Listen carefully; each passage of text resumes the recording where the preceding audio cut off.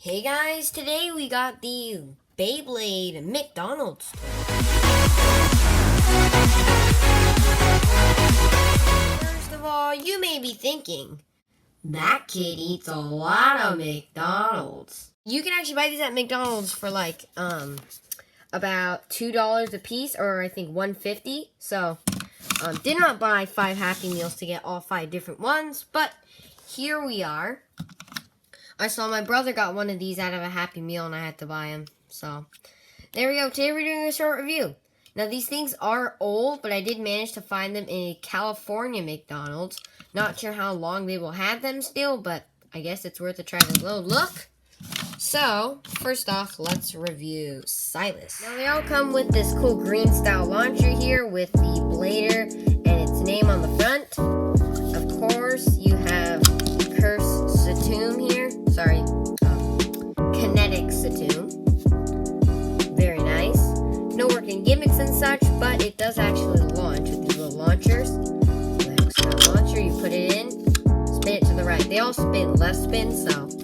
But here you go, you push the button on the side, and it spins it. If you want to see inside how it works, you can see the little thing there pushes it out of the which I don't know what I call it, but whatever. There we go, that's Curse the Two. Moving on, we have McDonald's Drain Fafnir here. Looking very cool. We have Freeze logo there. Launch. There we go, flying off the table. There he is.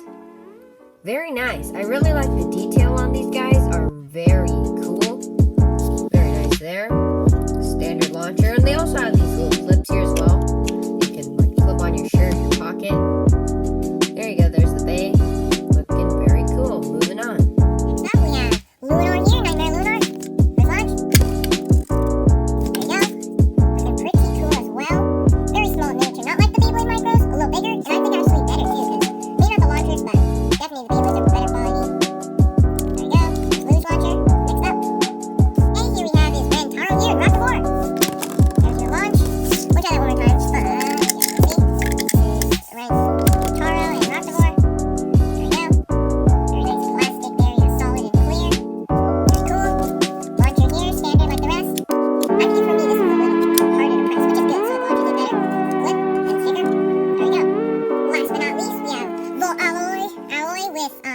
Here's the soundtrack.